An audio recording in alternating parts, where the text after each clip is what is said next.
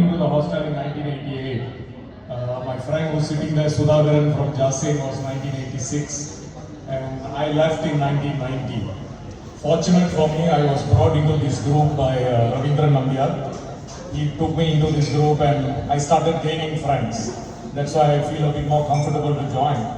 But from my batch, I think only 2 of us are here in this dinner anyway. So we were at the tail end of the hostel when food was not too good. We had sambar and sambar and sambar most of the days. And 1 or 2 days we will have this very thin piece of egg. Because the guy will keep the egg in a basket and probably pause one bit and make the fried egg. And we will have this mutton curry every Thursday where you got to really fish out the mutton. That's how it was.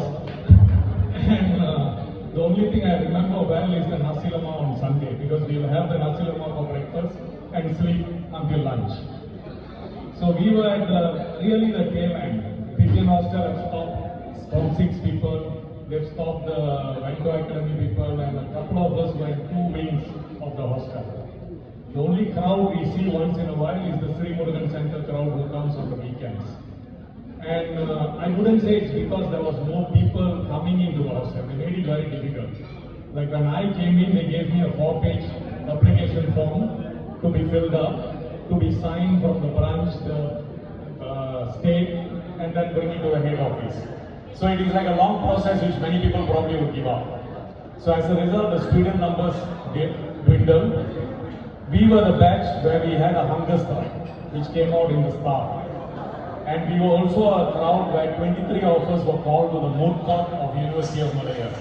We were summoned by the university for protesting, brought to the moot court and given a warning. And nevertheless, that was because the kitchen closed. See, the union decided one day that the kitchen will close, there is no more food. So we had to all order catering or eat outside, and people were getting very annoyed, and we started protesting, and that brought us to the court. So then they reopened the kitchen, and very quickly, of course, they made the food worse and worse, and we will generally eat outside. So after I graduated, I think 1993, if I'm not wrong, was the last bunch of people in that hostel. They were all moved to a bungalow for a short while. By 95 or 96, probably that also got closed, and that was the end of PPN Students Hostel history. So in order for the history not to be erased, I decided I'll take that responsibility of publishing a book on that hostel.